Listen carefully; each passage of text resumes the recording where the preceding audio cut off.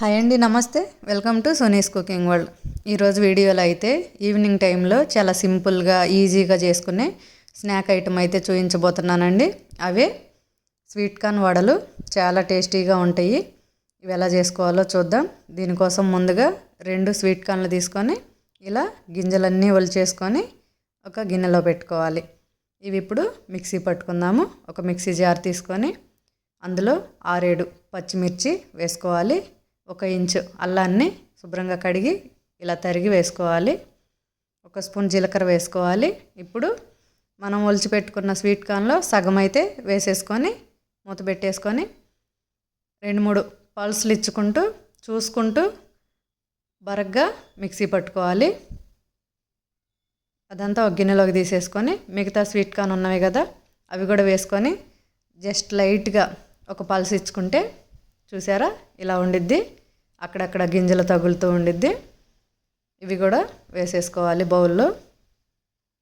ఇలా అంతా వేసేసుకున్న తర్వాత 1/4 కప్పు బియ్యం పిండి, 1/4 కప్పు శనగపిండి, రుచికి సరిపడా ఉప్పు వేసుకోవాలి. కొద్దిగా పసుపు, 1/4 టీ స్పూన్ మిరియాల పొడి, 1/2 టీ స్పూన్ ధనియాల పొడి, 1/4 టీ స్పూన్ చాట్ మసాలా. వీటన్నింటినీ బాగా కలపండి. నీళ్ళు ఏమీ వేయకుండా కలపండి. స్వీట్ కార్న్ల వాటరే సరిపోతాయి. కొంచెం జారుగా ఉన్నట్టు అనిపించింది. మళ్ళీ 1 టేబుల్ స్పూన్ శనగపిండి, 1 టేబుల్ స్పూన్ బియ్యం పిండి వేశాను. కలిపేసి ఇలా చూసారా చేత్తో ఒత్తితే వడలాగా వచ్చింది. ఇప్పుడు ఈ పిండిలో ఒక చిన్న ఉల్లిపాయ బాగా సన్నగా తరిగి వేసుకోవాలి. 2 రెమ్మల కరివేపాకు, కొద్దిగా కొత్తిమీర, ఇవన్నీ సన్నగా తరిగి వేసేసుకోవాలి.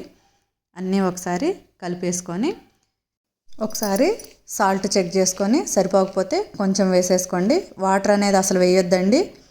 స్వీట్ కార్న్లో వాటరే సరిపోతాయి. పిండి అనేది కొంచెం లూజ్గా ఉందంటే ఆయిల్ ఎక్కువ పీల్చేస్తాయి. ఇలా కొంచెం గట్టిగానే ఉండాలి. ఇలా కలిపి పక్కన పెట్టుకోవాలి.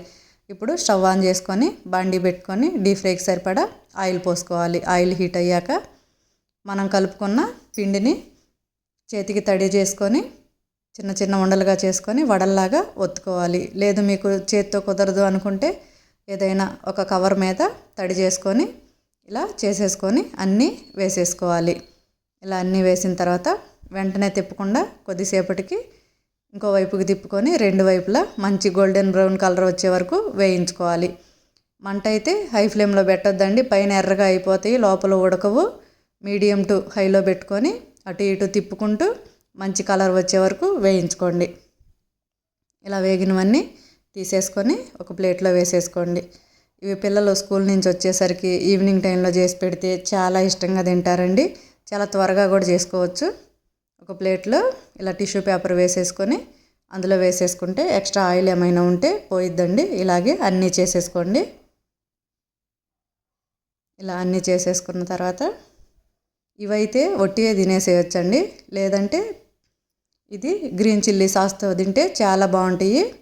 మా పిల్లలైతే మయోనీస్తో తింటారు. వాళ్ళ టేస్ట్ అలా ఉండిద్ది. ఎలా తిన్నా చాలా బాగుంటాయండి.